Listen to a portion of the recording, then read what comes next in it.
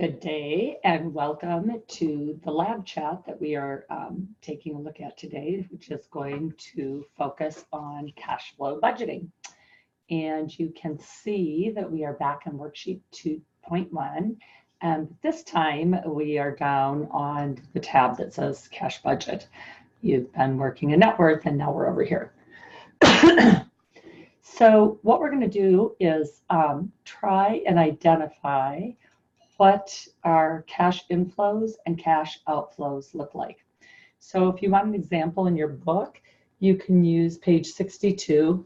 It's got some different suggestions for income and expenses, but where we differ is that in the book, they actually, on the bottom row in the cash surplus or deficit, have got numbers in the whole or in the black. And the way that I'm going to teach it is we're going to figure out a way to zero out that number. So the first thing that I always do in my own personal cash budgets is I make sure and let myself know when I last updated it. So using the template, and I'm hoping this is going to be a tool you'll take into your life with you. So, put the date that you updated it. So, whenever you're working on this, 9, 5, and whatever year you're in. And then anytime you go back into it, you would obviously change it from 9/5 to 10/2 or 10/6 or whatever, October 6th, whatever date you were on. So for this particular assignment, we're going to be working from September through 12 months to the next August, and then we'll have a total column. So let's get that set up first. Excel, if you show it a pattern. So I typed in September and October, and then if you highlight those two cells and you take your cursor down to this little black box, I believe if you've showed it a pattern, it'll carry that across for us.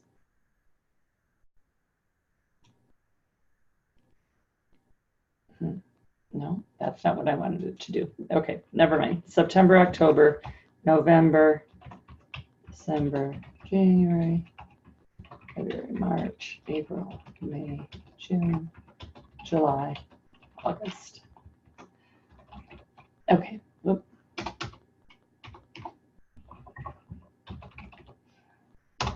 Okay, so now we're going to put in the word revenue. And I'll probably italicize that because it's kind of special. And this is where you're putting in all your sources of revenue, whether it's paychecks or gifts from parents or grandparents or student loans. So, and make sure when you put in, if it's paychecks, that it's after taxes. So it's actually what you bring home. So I'm going to say my take-home pay. Let's say that my check is $180 a week.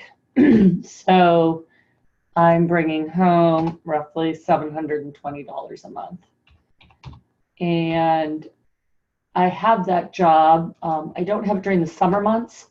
So when I go to get my little black cross down here to pull it across, I'm not going to take it into May, June, July, or August because I'm not going to be earning it in those months. And you can see here that in the total revenue row, I've written a formula for you that will sum up, as you remember practicing this, the cells above it.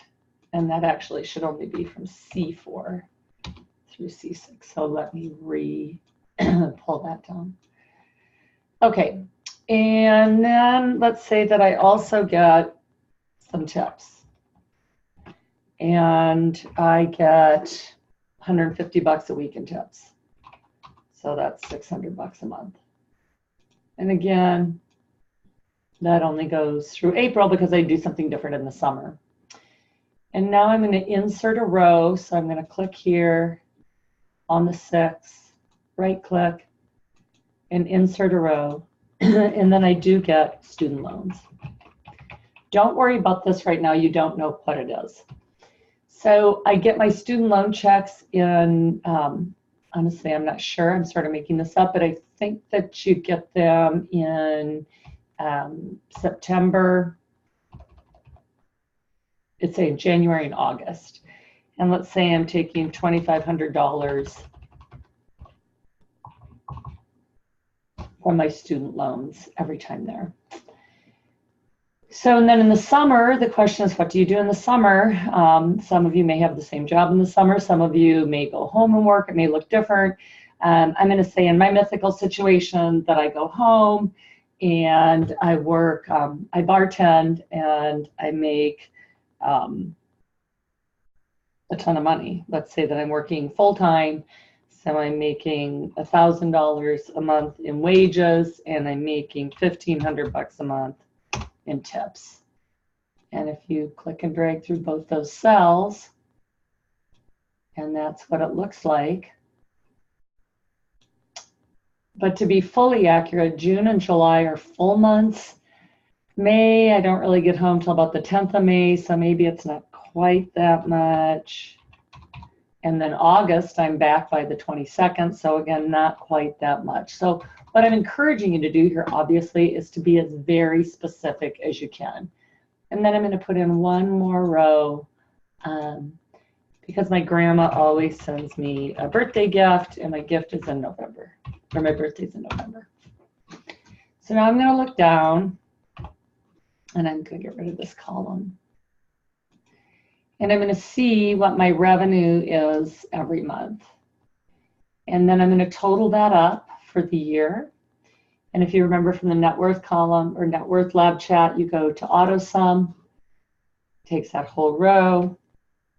And I look at the formula equals sum B4 through M4. That looks correct. So I hit enter. And then I'm going to grab the little corner here. And that will drag the formula down using relative referencing. So if you go to the next row, it's got B5 through M5 and B6 through M6. So wherever you copy that to, it's relative.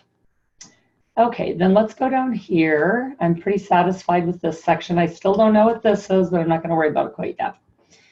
And I'm going to put in expenses. And I'm going to just start listing out everything that I have to pay on a monthly basis. And again, your spending journal should be helpful with this. You'll see some of the numbers that you've been using there, or some of the expenditures you've been making. And then also your short-term goals from some of the work you did in Chapter 1 should be included here too. So let's go ahead. Most of us will have some sort of rent. Maybe we have a cell phone bill. Maybe I need to give my roommates a share of utilities. I'm probably going to have food or groceries. If I have a car, I'm going to have gas, maybe car insurance. I mean, just go ahead and list out the things, you know, that you have. And if you have more items that I've got space in here, then just go ahead and right click and insert additional rows. I'm going to put in, I encourage you on the assignment itself to think about things that only come once a year. So, you know, Christmas presents. And I actually have to get home and back to school every May and August. So, you know, things like that, things that happen once a year, twice a year. And then also don't forget to just put in basic spending money. So that's just your, you know, your free money, your entertainment. And maybe I have a pet. So, you know, obviously these are all very individual.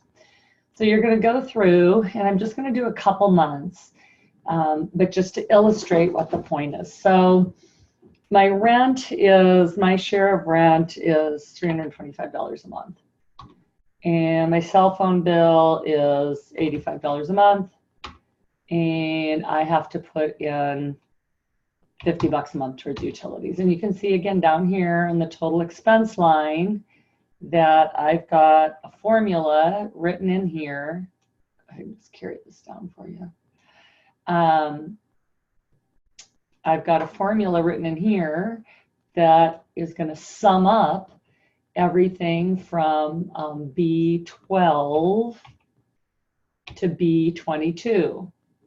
And go ahead and make sure if you've added or subtracted any rows in here that this formula reflects the line items. Carry that across. Okay, so and I spend $75 a week on groceries, and $50 a month on gas, and then my car insurance only comes due twice a year. I pay that, let's say, in November and in May. And Christmas presents obviously happens in December, and I want to budget in $200 for that. And I need to get a plane ticket to go to and from home in May, and in May, and coming back to school in August. And I also forgot something very important, which is I am responsible for my books for school. And I buy those in January and in August.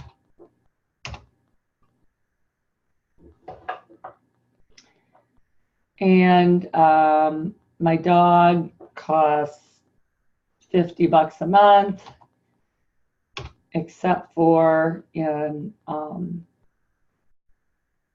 let's see, every August she goes to the vet, so then she's $125. So $50 a month in food, and then here's your vet bill. So, but just focusing back now on this monthly bill, or I'm sorry, in September. So it looks like my expenses, I want to move this up here.